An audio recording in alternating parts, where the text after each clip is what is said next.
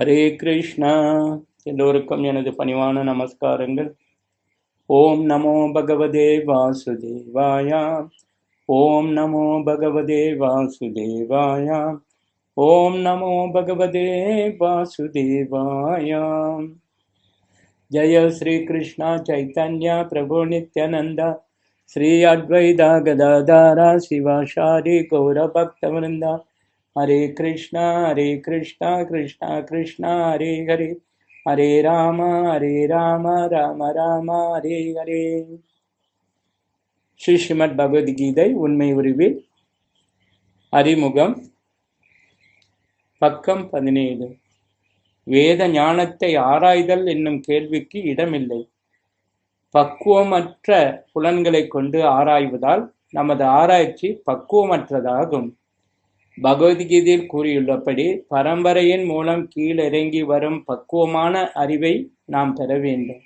நாம் சரியான மூலத்திலிருந்து அல்லது சீட பரம்பரையிலிருந்து அறிவை பெற வேண்டும். அப்பரம்பரை பரம ஆன்மீக குருவான பகவானிடமிருந்து தொடங்கி மற்ற ஆன்மீக குருக்களின் மூலம் தொடரப்படக்கூடிய சீடத்தொடராக இருக்க வேண்டும். பகவான் ஸ்ரீ கிருஷ்ணரிடம் இருந்து பாடம் பயின்ற மாணவனான அர்ஜுனன் அவர் சொல்வதையெல்லாம் எதிர்ப்பின்றி ஏற்றுக்கொள்கிறான். பகவத்கீதையின் ஒரு பகுதியை ஏற்றுக்கொண்டு மற்றொரு பகுதியை மறுப்பதற்கு அனுமதிக்கப்படுவதில்லை. அது தவறு. பகவத்கீதை அதில் உள்ள எதையும் நீக்காமல் தேவையற்ற கருத்துரைகள் ஏதுமின்றி நமது எண்ணப்படி அர்த்தங்கள் கூறாமல் ஏற்றுக்கொள்ளப்பட வேண்டும். வேத ஞானத்தின் மிக பக்குவமான படைப்பாக கீதையை ஏற்றுக்கொள்ளுதல் அவசியம். வேத ஞானம் ஆன்மீக மூலகங்களிலிருந்து பெறப்படுகிறது. இதனை முதலில் உரைத்தவர் பகவானே. 4 வித குறைபாடுகளால் பீடிக்கப்பட்ட சாதாரண உலக மனிதனின் சொற்களிலிருந்து பகவானின் சொற்கள் வேறுபட்டவை. எனவே அச்சொற்கள் அபௌருஷாய என்று அழைக்கப்படுகின்றன.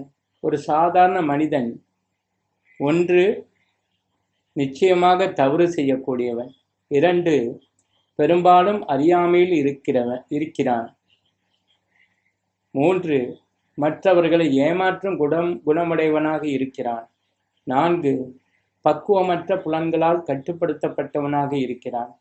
இந்த 4 குறைபாடுகள் உடையவன் உயர் ஞானத்தின் பக்குவமான விவரத்தை அளிக்க முடியாது.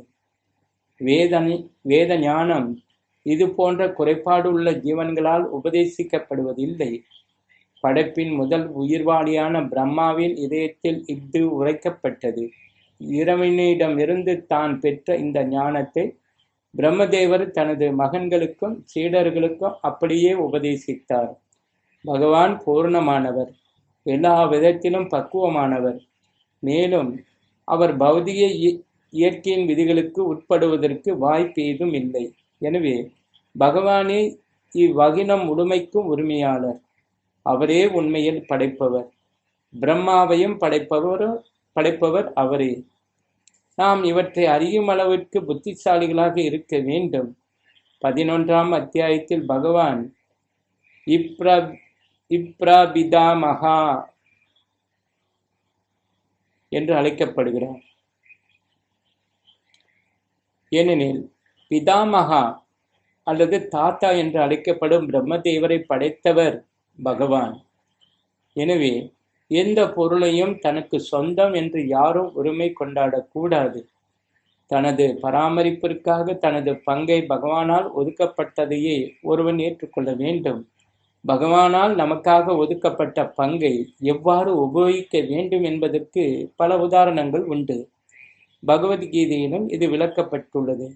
முதலில் குருச்சேத்திர போரில் போரிடக்கூடாது என்று அர்ஜுனன் முடிவு செய்தான்.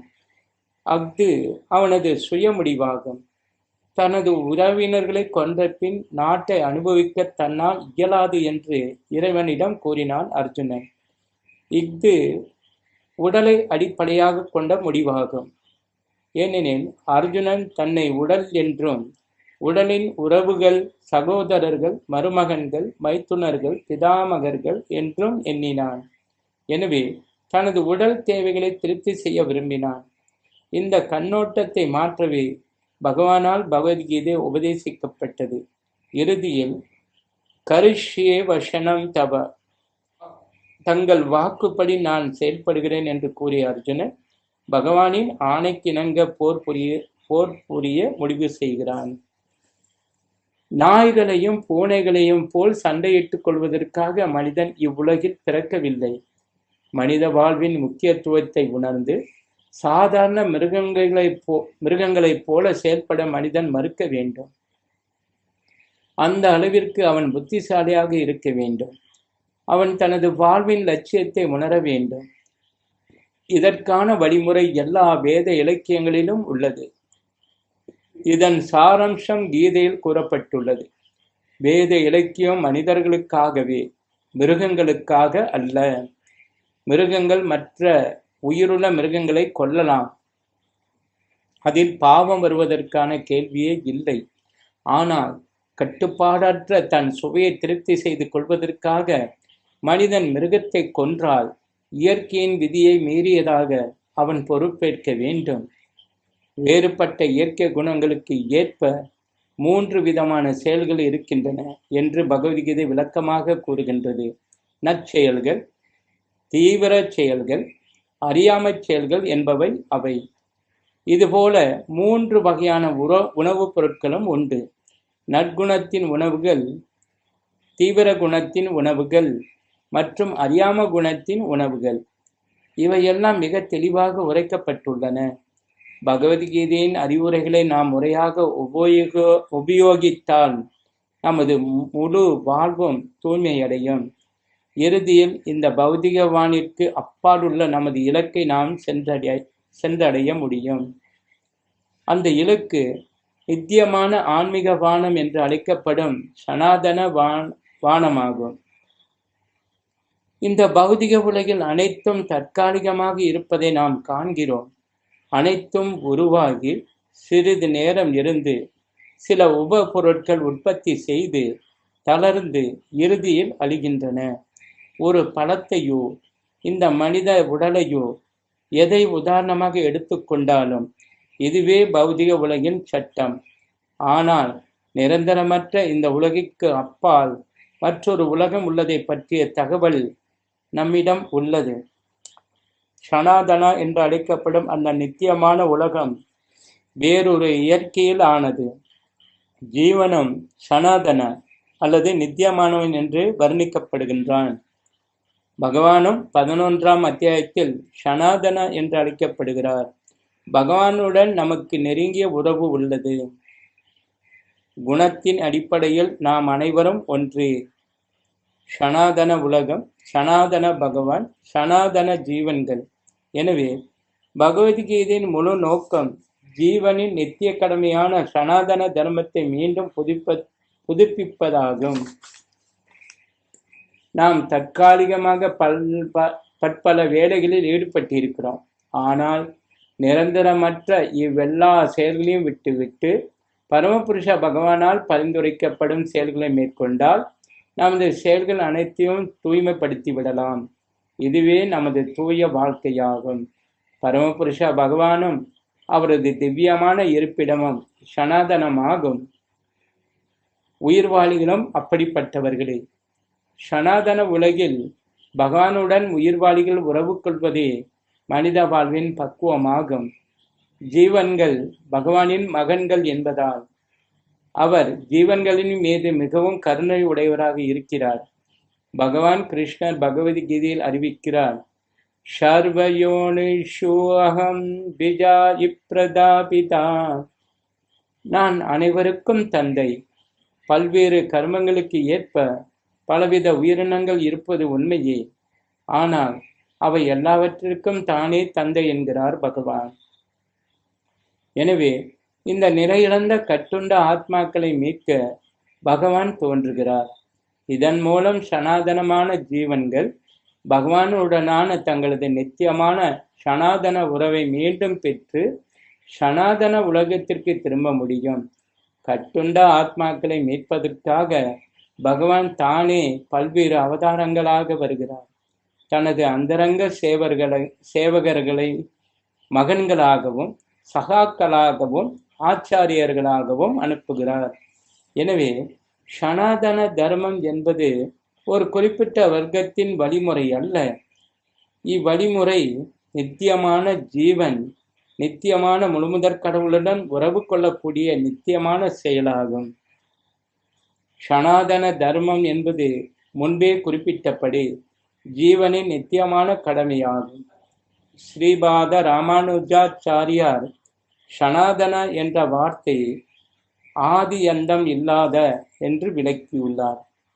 எனவே சனாதன தர்மத்தை பற்றி நாம் விவாதிக்கும் போது ஸ்ரீபாத ராமானுஜாச்சாரியாரின் முடிவை ஏற்று அதற்கு தொடக்கமும் முடிவும் இல்லை என்றே கொள்ளுதல் வேண்டும். ஆங்கில வார்த்தையான ரிலிஜன் என்பது சனாதன தர்மம் என்பதிலிருந்து சற்று வேறுபட்டதாகும். ரிலிஜன் என்பது ஒருவித நம்பிக்கையை குறிக்கும். ஆனால் நம்பிக்கை என்பது மாறக்கூடும். ஒரு குறிப்பிட்ட முறையில் ஒருவருக்கு நம்பிக்கை இருக்கலாம். அவர் தமது நம்பிக்கையை மாற்றி வேறொரு முறையை கடைபிடிக்கலாம். ஆனால் சனாதன தர்மம் என்பது மாற்ற முடியாத செயலை குறிக்கின்றது. உதாரணமாக, நீரிலிருந்து திரவத்தன்மையையும் நெருப்பிலிருந்து வெப்பத்தையும் பிரித்துவிட முடியாது. அதுபோலவே நித்திய உயிர்வாழின் நித்தியமான செயலை அதிலிருந்து பிரிக்க முடியாது. சனாதன தர்மம் உயிர்வாழியுடன் நித்தியமாக தொடர்பு கொண்டுள்ளது. எனவே சனாதன தர்மத்தை பற்றி பேசும்போது நாம் ஸ்ரீபத ராமானுஜாச்சாரியரின் முடிவுக்கிணங்க அஃது ஆரம்பமும் முடிவும் அற்றது என்றே கொள்ள வேண்டும். தொடக்கமும் முடிவும் இல்லாது எல்லைகளால் வரையறுக்கப்பட முடியாமல் திகழக்கூடிய ஒன்றை ஒரு குறிப்பிட்ட மதப்பிரிவை சார்ந்ததாக ஒருபோதும் கருதக்கூடாது. ஒரு குறிப்பிட்ட மத நம்பிக்கையைச் சேர்ந்த சிலர் சனாதன தர்மமும் ஒரு மத பிரிவு என்று தவறாக கருதுவர். ஆனால் இது விஷயமாக நாம் ஆழமாக சென்று நவீன விஞ்ஞானத்தின்படி கவனித்து பார்த்தால் சனாதன தர்மமானது இவ்வுலக மனிதர்களுக்கு மட்டுமின்றி பிரபஞ்சத்தில் உள்ள எல்லா உயிரினங்களுக்கும் உரித்தான கடமை என்பதை காண முடியும். சனாதனம் இல்லாத மத நம்பிக்கைக்கு மனித வரலாற்றின் கால அட்டவணையில் ஏதாவது தொடக்கம் இருக்கலாம். ஆனால் உயிர்வாழிகளுடன் நித்தியமாக இருக்கும் சனாதன தர்மத்தின் வரலாற்றில் இது போன்ற ஆரம்பமே இல்லை. அதிகாரப்பூர்வமான சாஸ்திரங்கள் உயிர்வாழிகளுக்கு பிறப்போ இறப்போ இல்லை என்று கூறுகின்றன. ஆத்மா என்றும் பிறப்பதில்லை, என்றும் அழிவதில்லை என்று கீதையில் கூறப்படுகின்றது.